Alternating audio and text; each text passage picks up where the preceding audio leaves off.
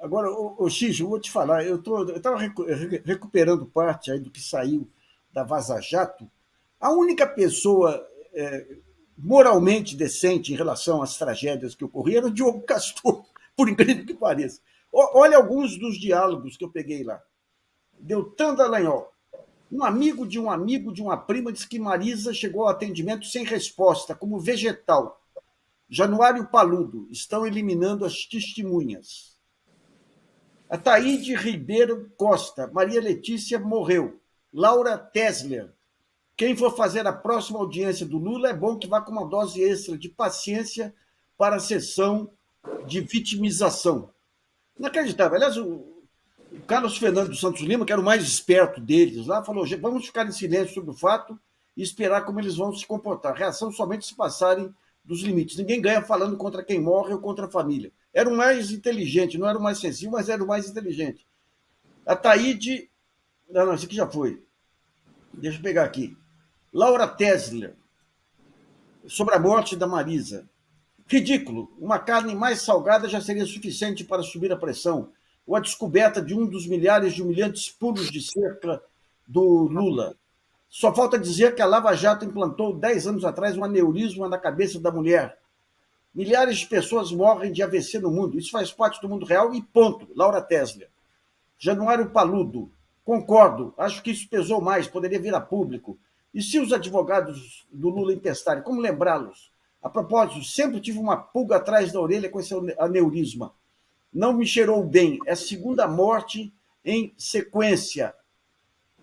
Laura... Olha, eu vou te falar, rapaz. Antônio Carlos Walter. Não, esse aqui... Antônio Carlos Welter. Não dá para falar sobre a dor que o homem sente quando perde uma mulher. Comentar agora soa mal. Acho que temos que dar um tempinho para ele refletir sobre tudo. Ele se queima sozinho se continuar falando dessa forma. Tenho esperança que a imprensa caia de pau nele, pois fica visível o uso da morte dela para esconder os crimes dele. A morte da Marisa fez um mártir petista e ainda liberou ele para gandaia sem culpa ou consequência política. Rapaz, Januário Paludo, o safado só queria passear e o Welter com pena. Mas é inacreditável, cara. Você qualificou agora há pouco essas pessoas como pessoas más. De fato, é uma gente ruim, é uma gente que é intrinsecamente má. Então, essas pessoas perderam totalmente a humanidade e com uma arrogância, um concursinho merreca que eles foram aprovados, colocou-os como se fossem semideuses que pudessem fazer tudo e que tudo que fizessem ficariam à margem da punição do Estado. Ou seja, eles se achavam acima de tudo, acima do bem, acima do mal, acima da lei, acima da Constituição. E, enfim, boa hora essa operação chamada Força Tarefa foi extinta. Mas você sabe, também os nossos ouvintes aqui sabem, que a Lava Jato acabou, mas o lavajatismo continua. Quer dizer, quantas pessoas estão ainda na Justiça Federal bancando as ilegalidades do Moro, bancando as ilegalidades do Dallagnol?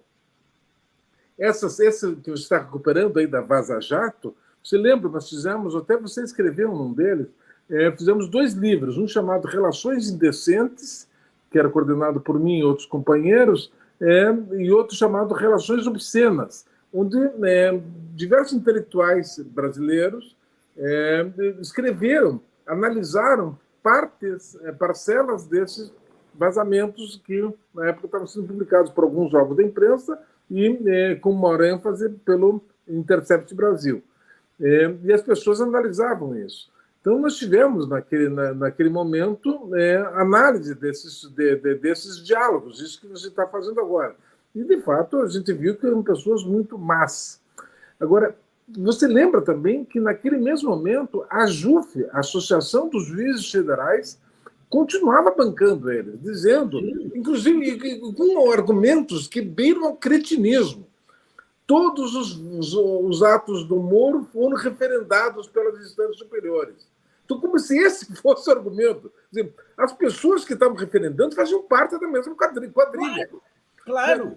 Não é possível um processo com tantas páginas ter sido lido por aqueles 3 especialistas em leitura dinâmica que leram 25 mil páginas em 3 ou 4 dias para poder fazer aceleradamente aquele julgamento terrível no dia 25 de janeiro de 2018 para impedir que o Lula fosse candidato. Nós, em agosto daquele mesmo ano, lançamos, junto com a Gabriela Araújo, o Eugênio Aragão e o José Francisco Siqueira Neto, e comigo, nós organizamos um livro chamado Soberania Popular e Democracia, onde a gente dizia que o Lula poderia ser candidato, mas nada disso aconteceu. Então, esse lavajatismo que estava lá, que não permitia ter uma voz dissonante, que ratificava todos os atos, todas as barbaridades praticadas pela Força-Tarefa, todas as barbaridades e ilegalidades praticadas pelo Sérgio Moro, isso foram ratificadas por outras pessoas e apoiadas por seus colegas. A juíza recorta e cola, copia e cola, enfim, voltou agora, mais recentemente, para as notícias de jornal. Então, eu queria aproveitar, você falou do Diogo Castor, eu queria te passar uma informação que me chegou, de que lembra que ele foi decidido pela ruptura do seu vínculo com o Ministério Público Federal, por uma decisão do Conselho Nacional do Ministério Público. Me disseram que ele continua trabalhando lá no Ministério Público Federal em Curitiba. Olha só. Você, não sei se você já chegou a apurar isso, eu sugeria ao nosso querido amigo em comum, Marcelo Auler, que fosse atrás disso. Ele disse que vai atrás, porque se ele ainda está lá, os brasileiros precisamos saber como é que ele está lá. Quer dizer, estão descumprindo na cara dura a decisão do Ministério, do Conselho Nacional do Ministério Público. Tem algum juiz que deu uma liminar, que está por isso? Onde é que está esse processo? Qual é o fundamento para o descumprimento de uma decisão, que é uma decisão icônica, para que, não por conta dele, parece que é um bom rapaz, o Diogo Castor, e não estou falando mal dele, é que a atitude dele, como a atitude do Deltan, contaminou a credibilidade do Ministério Público Federal. Então, alguma punição, e aí estou também rendo minhas homenagens ao mestre Juarez Tavares, também defendo o direito penal mínimo, mas alguma punição tem que ter para essas pessoas que desmoralizaram uma instituição tão séria, que carregava tantas esperanças da população brasileira, de que para poder nos defender de qualquer arrobo autoritário. Então, nós realmente estamos vivendo num momento em que a Lava Jato acabou, mas o lavajatismo continua firme e forte, lamentavelmente. Agora, o Xixo, com, digamos, a perda de mandato também, tem um conjunto grande de suspeitas que pairam sobre o Deltan Dallagnol. Aqui mesmo a gente já relacionou 6 casos aí, muito mal contados. Aquele caso do Instituto Moody, que ele criou para arrecadar dinheiro aí de empresários. O contato dele com uma empresária que ofereceu $1 milhão para o Instituto Moody. Depois se descobriu que estava envolvido até o pescoço com a Petrobras, da parte de transporte marítimo. E depois eles fazem todo o inquérito. O nome dela aparece várias vezes, na hora do indiciamento ela não entra.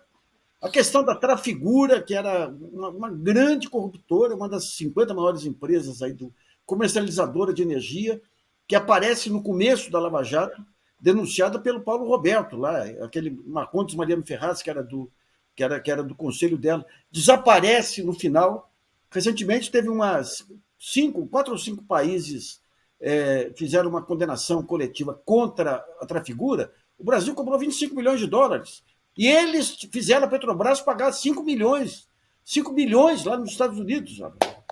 Você tem muita coisa ainda, né? Pois é, nós estamos acompanhando com muito interesse e muita atenção o que está vindo à tona agora, que mudou o juiz da 13ª Vara Federal. Esse juiz, aparentemente, está agindo de uma forma muito correta e não está poupando ninguém. Uma das coisas que caracterizava o lavajatismo e que caracteriza o lavajatismo é poupar alguns que são colocados na situação de amigos ou de delatores e que, mediante promessa de vantagens processuais ou de cessação da tortura psicológica que estão aplicando sobre a criatura, as pessoas saíram do processo, desapareceram, como se não tivesse existido mais. Então, é importante que agora entre um juiz, que seja juiz mesmo, que não esteja com motivação ideológica, para, com serenidade, aquela serenidade que se espera do Poder Judiciário, olhe cada um dos processos e veja o que tem ali de barbaridade. Esse depoimento do Tacla Duran está nos deixando assim, muito ansiosos, né? Então, já comprei pipoca bastante para poder assistir isso aí. Estou muito ansioso para saber o que é que efetivamente ele tem de prova do que ele vem dizendo. Agora, tem algumas evidências aí, o Xixo, porque o que ele diz lá? Ele dá as datas que o Figueiredo Bastos mandava o dinheiro para o doleiro distribuir. Ele tem essas datas. Ele tem um fato inconteste de que o grande doleiro da Odebrecht, que sugeriu a ele contratar o Marlon Salles lá, nunca foi indiciado. Ele tem a prova inconteste do pessoal do Rio, que se recusava a ser chamado de Lava Jato, o pessoal da investigação do Rio, que levantou os 15 mil dólares que os doleiros do Rio, o Dario Messer à frente, davam para o Figueiredo Bastos para conseguir ficar blindado. E tem um fato óbvio, que o doleiro dos doleiros ficou efetivamente blindado. Inclusive, tem um dos julgamentos, se eu não me engano, não sei se é o próprio Januário Paludo, testemunha em favor do doleiro. Ou seja, é muita coisa, é muita evidência que, para juntar as pontas aí, que comprovam que tinha. E o pessoal, uma parte do pessoal sai com os mais corruptos que entravam na delação premiada, saíam com todo o seu capital e continuavam a operar, que nem o Roberto Youssef. Né? Uma coisa... Na verdade, teve um momento na nossa história que, quando surgiram aquelas revelações da Vaza Jato, que a gente olhava para aquilo assim, a partir de agora, essa história vai ter que ser recontada. Então ninguém conta. Quer dizer, olha o que aconteceu com o Brasil. Se não tivesse havido aqueles vazamentos, não tivesse sido feito aquelas revelações, muito provavelmente, nessa altura, o povo Yanomami já estaria extinto. Sim, impressionante. Então, só para pegar uma consequência concreta, quer dizer, o fato do Lula poder ser solto, e poder ser candidato, e poder ganhar a eleição, não por conta do Lula, mas qualquer um que não fosse o Bolsonaro, que não representasse aquele conjunto de forças do bolsonarismo, apoiado declaradamente pelo Carlos Fernando e pelos demais procuradores da Lava Jato, a importância daquilo na história foi uma importância fenomenal. Quer dizer, daqui a alguns anos, 50 anos, ainda vai ter nos livros escolares alguém estudando o que foi a tal da Vaza Jato e o que essas pessoas más, ruins, como você mencionou, estavam tramando em conluio com um mau juiz, um juiz que não honra a toga, que não honrava a toga, que fazia conluio com o Ministério Público por razões ideológicas, por perseguição ideológica. Aquele momento é similar com o que nós estamos vendo agora na 13ª Vara Federal. Quer dizer, não sabemos ainda o que tem lá, mas sabemos que a caixa preta está sendo aberta. Isso dá para ver pelo desespero deles. Quer dizer, sim. Eu li na imprensa ontem, antes de sair, não estou no Brasil agora, nesse momento, eu saí da imprensa, antes de sair, vi que entraram com mais representações contra o juiz da 13ª Vara para tentar impedi-lo de exercer a magistratura. Ou seja, querem que tenha lá um juiz amigo, como o Moro era, um juiz coisa amigo muito dele. grave para se exporem tanto assim, estão desmoralizando o TRF4 com isso aí. Então, agora, e o TRF4 está se prestando a isso, lamentavelmente. Né? Agora, Xijo, esse caso da Vaza Jato, nem Shakespeare, mas nem um novelista para fazer um negócio. Você tem um rapazinho que era hiperativo, que tinha problemas de saúde, compra muito remédio, daí ele é preso, é detido pela polícia, acham que ele está comercializando aquele remédio, ele vai preso, até que consegue comprovar que ele usava aquele remédio, ele sai da cadeia, vai contar para a namorada que o promotor, o procurador, abusou, que não tinha razão, daí a namorada fala, não, em cima da fantasia da Lava Jato. Todo procurador é sério.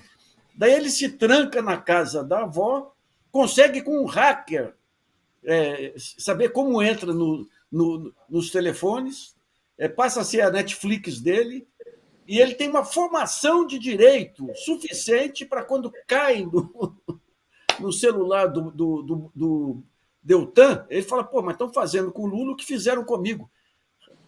Ou seja, um conjunto de coincidências que Deus que deu uma mãozinha para o Brasil aí. Viu?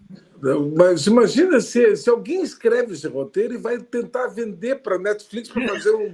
Não aceitar, sabe? Para, construa melhor esse roteiro aí, porque está muito vantajoso. Não dá para acreditar. Eu cheguei na época dos livros lá, dos 2 livros contra a Vaza Jato, lá, divulgando a Vaza Jato, falar com Delgatti pelo telefone e falar com o advogado dele. Eu queria saber, curiosidade, como você teve, né? Curiosidade humana, saber como é que foi isso mesmo, como é que vai ser, o que te levou. Então, essa história que você está contando, ele me contou também. Mas ela parecia tão absurda, essa história. Quer dizer, como é que uma coisa tão simples foi? E eu fiquei durante muito tempo achando que tinha alguma coisa por trás. Alguém de dentro do Ministério Público Federal teria vazado, porque não é possível essa história. E, afinal de contas, a tal da Navalha de Ockham, né? O que ele disse que era o mais possível que fosse, e foi mesmo. Né? Entrou naquele Telegram e conseguiu saber. Agora, louve-se o delegado da Polícia Federal que conduziu o inquérito, que quando o Moro e outros começaram a tentar desqualificar, que tinha sido comprado pago aí pelo Intercept, tudo, ele entrou na parada, deu uma declaração que matou qualquer tentativa de anulação do inquérito.